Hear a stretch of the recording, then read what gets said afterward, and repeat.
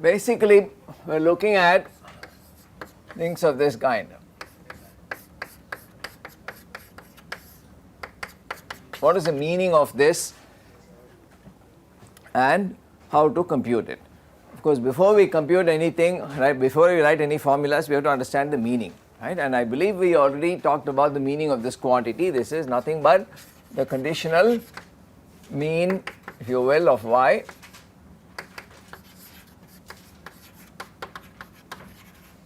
given that x takes this value x naught. Obviously, this this event should be meaningful, right? So goes without saying that x naught is in omega x, right? Otherwise, you can't talk about x equal to x naught.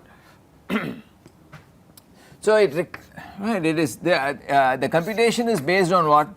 The computation is based on the conditional PDF. BMF or PDF of y given. So it's nothing more than just finding the mean value of a particular distribution, which happens to be a conditional distribution, that's all. But the concept is very general and is very important, and there is no difference in the concept whether x is y discrete or y is discrete or continuous or whatever, right? So both x and y can be, or let me write it like this, x and y can be any two are random variables, right? Virtually, there is almost no restriction on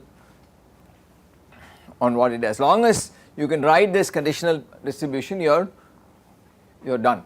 And in some cases, the conditional distribution becomes it becomes degenerate, right? In the case of y equal to g of x, right? Y does not, if you say x equal to x naught, obviously y will only take the value g of x naught, and there is no distribution as such, but still the expected value is that of a constant essentially, isn't it? So basically we are talking about, okay, x and y being any two random variables, discrete or continuous, right? And in general,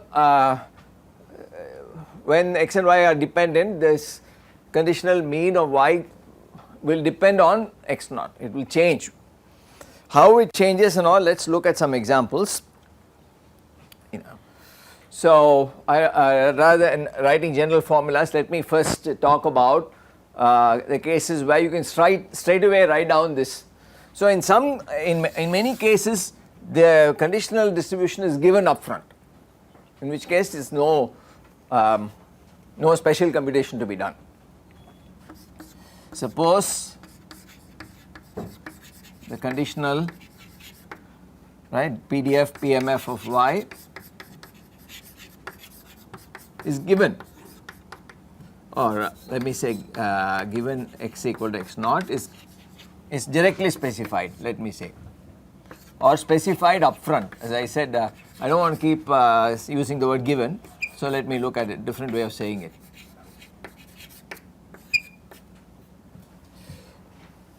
So example would be like what we've been saying all along, y given x equal to x naught. Let's say if somebody says this is u of 0 comma x naught.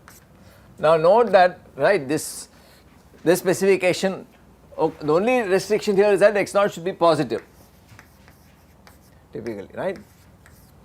So but what it, instead of it being a constant, we are just saying that x naught is chosen according to some prior distribution, which doesn't matter as far as this distribution, this conditional distribution is concerned, that's all.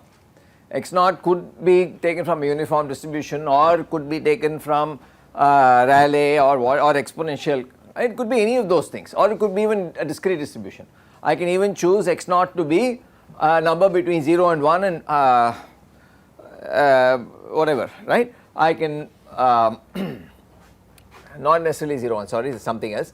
But anyway, there is no nothing said about the distribution of x in this. It's just that the distribution of y given x is equal to x naught is given to be u of x, right, 0 to x naught, and therefore this means automatically that the expected value of the conditional mean of y is simply x naught by 2. which is the mean of that distribution no matter what. Okay. So, now let us look at some other example. This is something highly simple, but anyway in such direct cases it will be simple, right. I can even say, for example, that this was where y was right continuous. Now y can be discrete, as in this example.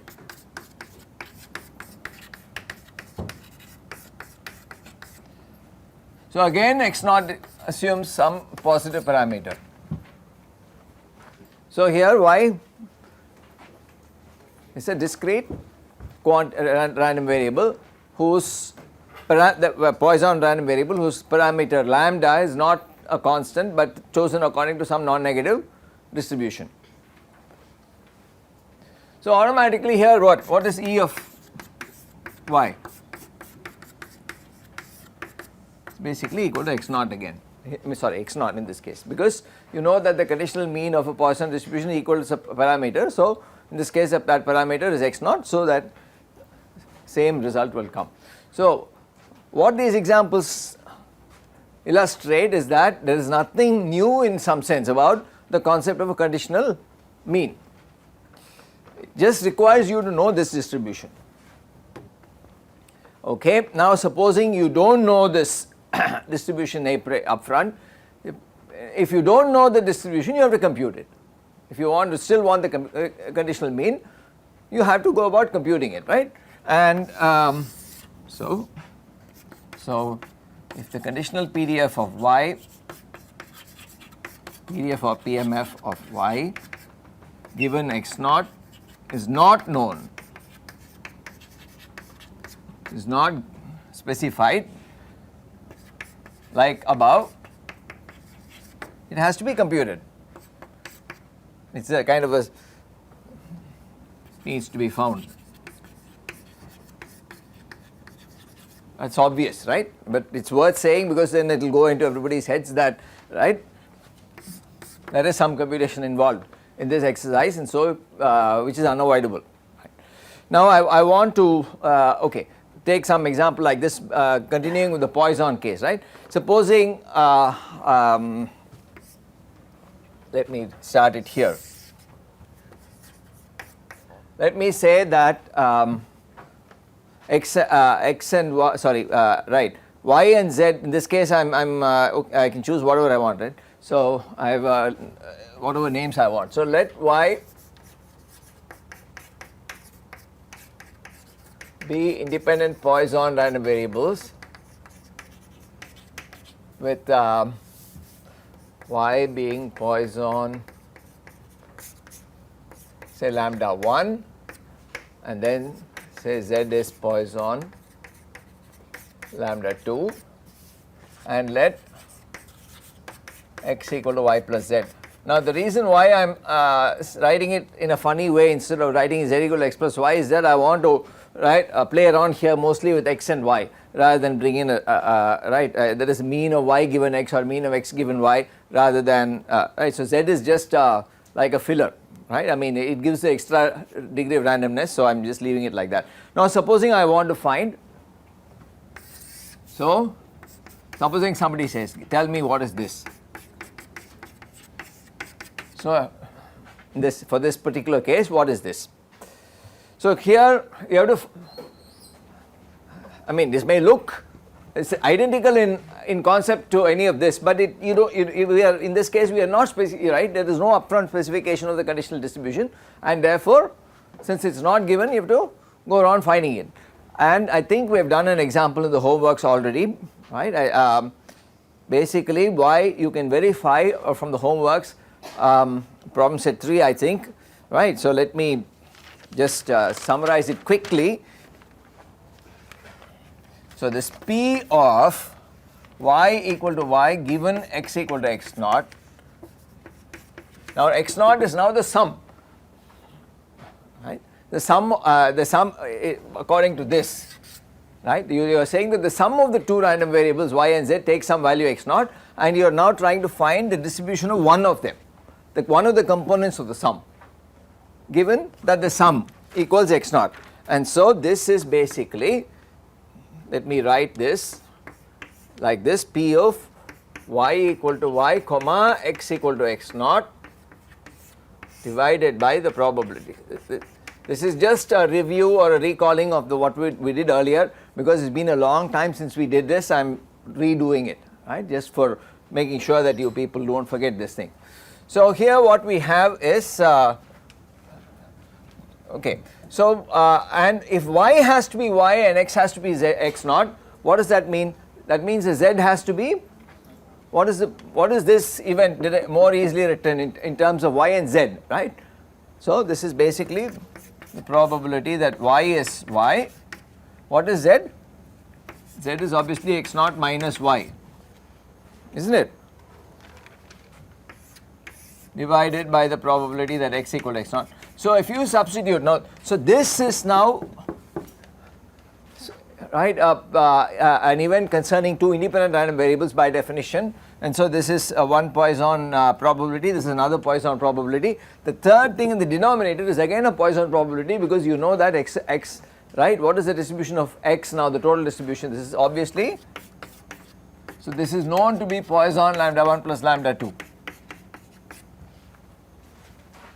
So this is Poisson, this is Poisson, this is also Poisson, all with 3 different parameters. So the whole thing turns out to be binomial. Please go and check, right? This is this distribution. That is, if you substitute all those things, then the distribution of y given x equal to x naught will turn out to be binomial with what? Turns out it is binomial with these parameters, x naught comma lambda 1 divided by lambda 1 plus lambda 2. Why do I know it's lambda 1? Because that is the unconditional mean of y. So that lambda 1 comes up here, and the mean of x, which is lambda 1 plus lambda 2, comes here. So you can go and substitute for these probabilities. So maybe I'll write one more step here just for the sake of the camera. This is basically P of y equal to y, P of z equal to x naught minus y divided by the probability that x is x naught. And then if you do the substitutions and cancel, do a little bit of algebra, you can get this result. So what does this mean? That means that given x equal to x naught, right, y will only take values from 0 to x naught. It cannot take values more than x naught. And that is obvious from just the way in which the variables, and this precise distribution is basically, it's nothing but binomial. So what is the conditional mean now? So if I go and use up this, let me use up this space without erasing. So what is the conditional mean? What is the mean of a binomial distribution? It's NP. The mean of a binomial distribution with parameters n and p is NP. So in this case, the conditional mean of y given x equal to x naught is just a product x naught lambda 1 divided by lambda 1 plus lambda 2.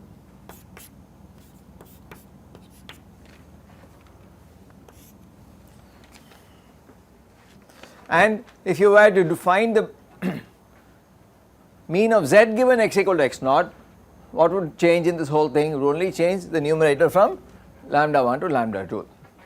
So that's all. Okay. So this is all these examples, right, just serving to at least this one example is a discrete example. Now a continuous example also we should do, right, and maybe I will leave this intact.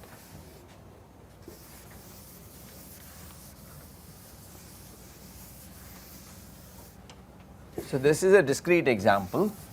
Continuous example would be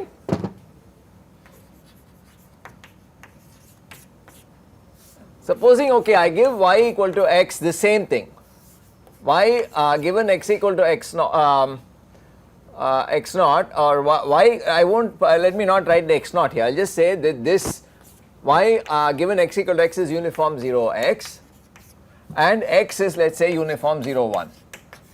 This is a very, very standard example, as by now you will realize how many times we keep reusing this, right. But now I am interested in finding not the conditional mean of y given x, because that is all obviously known, but I want to find the ulta, which is what? The conditional mean of x given y. So how do I go about finding this quantity? For this I need f of x given y naught, and of course the domain of this PDF, this conditional PDF. In this case the domain of this PDF is going to be x varying from y naught to unity, right. X cannot be smaller than y naught itself has to be a number in 0 to 1, y naught cannot be a number either negative or bigger than 1, because that is the range of y from all of this. So you know that,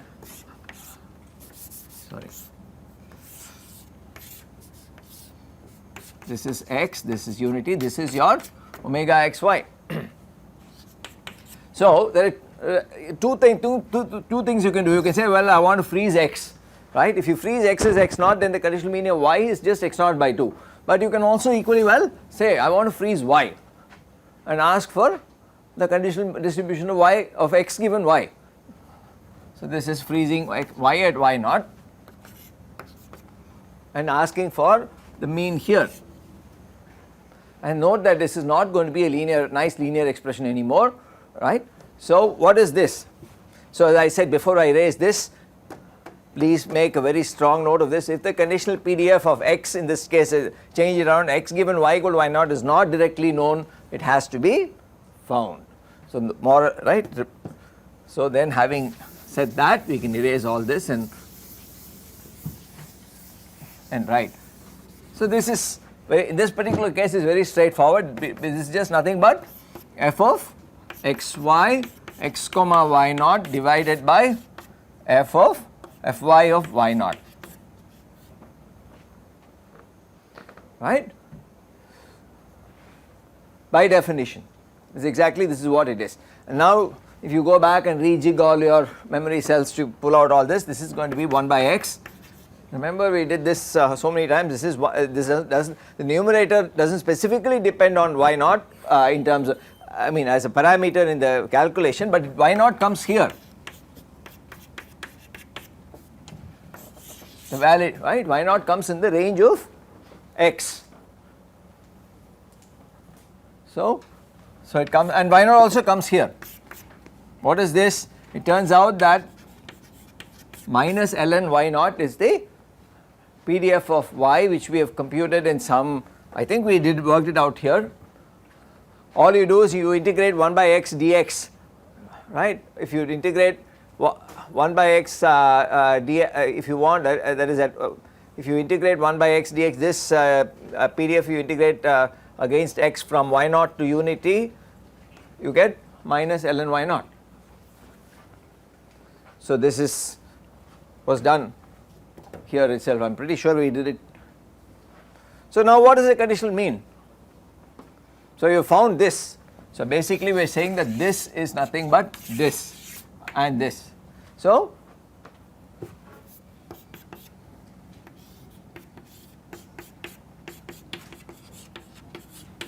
what do? I multiply this whole thing by x. So this is now the integral of x, f of x given y naught, and integral is against x. So this is what it is in general. Sorry, there is no not 0 here, x given y. This is a general formula. Apply it to this particular case, what do you get? You get some nice nonlinear expression. It's no longer some simple thing like this, right? A simple it turns out in general it's a nonlinear function of the conditioning variable.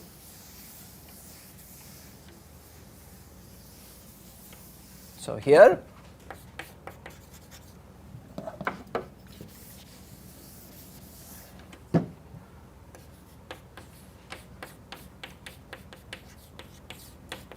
integral y naught to unity, right, y naught to x equal to y naught to unity of x into 1 by x which will cancel, divided by minus ln y naught dx. So, the limits are crucial. This is what?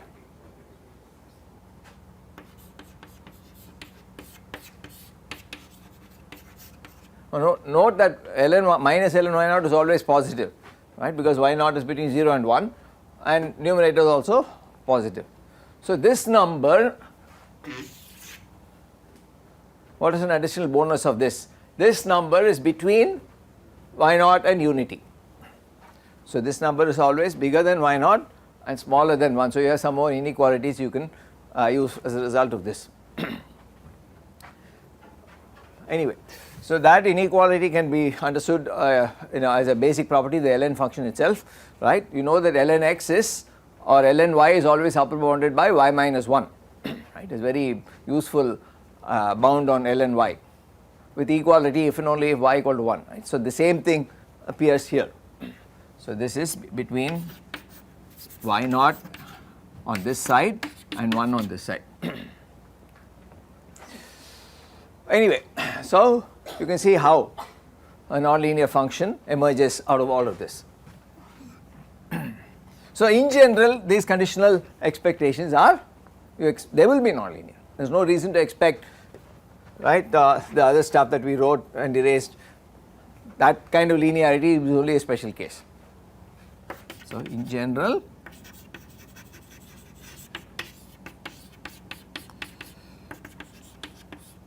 etc. are nonlinear functions, or let me say is, let me not remove, is nonlinear in y naught. Similarly, for y given x.